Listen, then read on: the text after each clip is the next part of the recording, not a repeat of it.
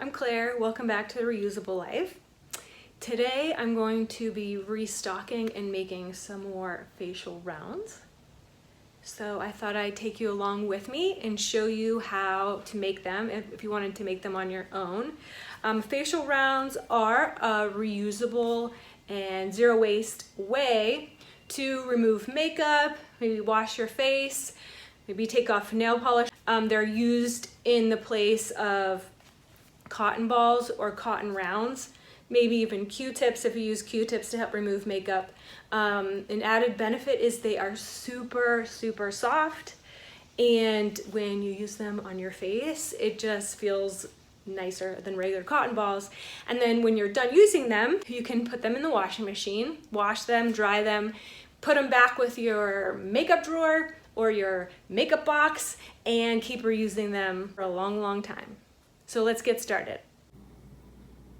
Here is everything you will need for this project. So you need your serger with corresponding or whatever color thread that you want on there, your sewing scissors, and whatever kind of fabric. I recommend cotton, flannel, and each piece is going to be, well, each facial round is going to have 2 pieces of fabric, and these are cut 3.5 inches and 3.5 inches. So 3.5 inch square, your finished product, you want to have about 3 inches. So this gives you a little room for air and cutting with the serger.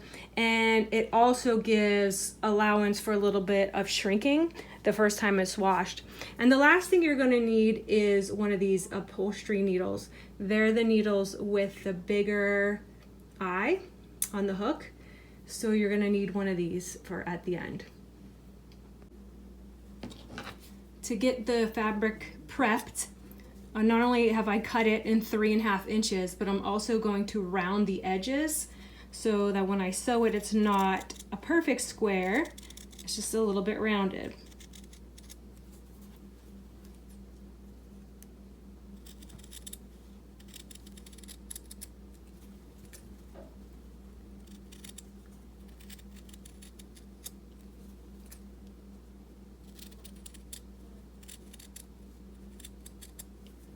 So that's about what my final shape is, and I'm going to go ahead and do that with all of these squares.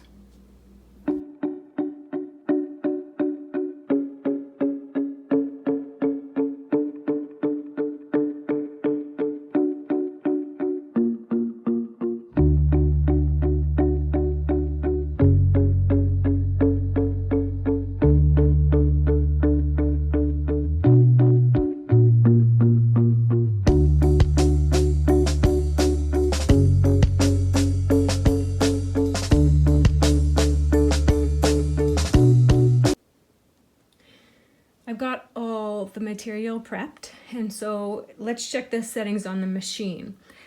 This one here is differential feed. I have that at 1. On mine, I have a brother. The stitch length, I have at 4, which is the highest it goes on my machine. And the stitch width is a 7, which is also the highest. This down here is the cutting knife, and I have that turned on. I will turn that off like at the end of each little round, but I have it on right now. The upper looper is at 4, lower looper is also 4, and the right and the left needle are both at 3.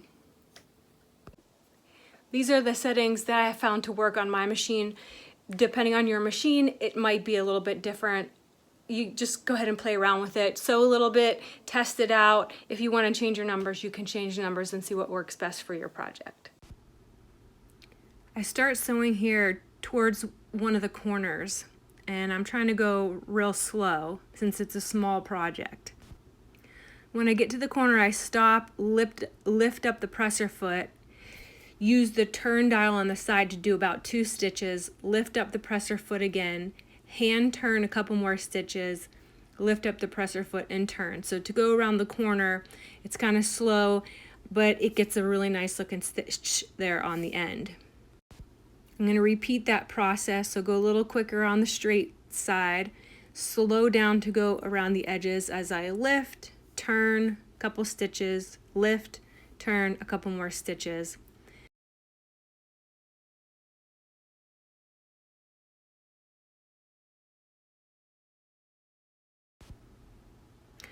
When I get to the last straightaway, I'm going to use my scissors and cut off the thread that was left from the beginning of the project.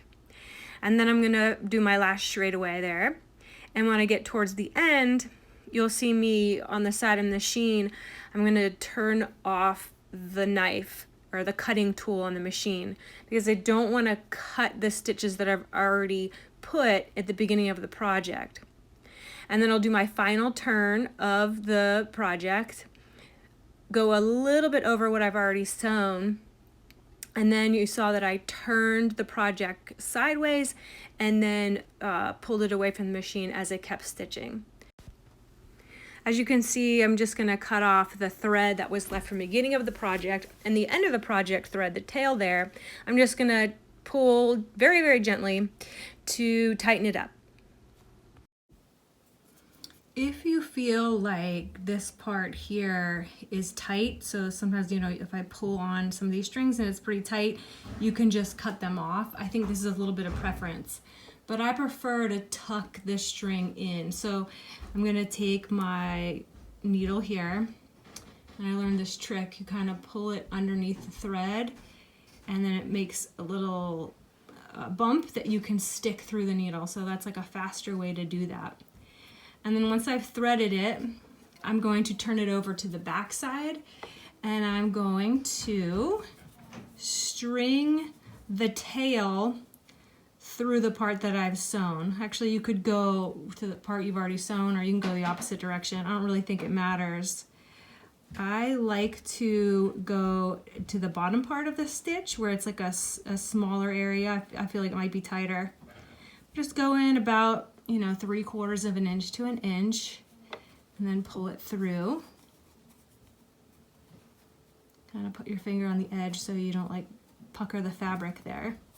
And then we can cut off the excess.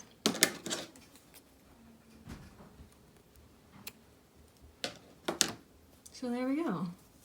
It looks nice. So now I'll go ahead and sew the rest of them. And here we go, finished set. Each set has 10 in there. Thank you for watching. Thank you for being eco-friendly. Let me know how it goes in the comments, or let me know if you have a different style of making facial rounds and how it works for you. Good luck.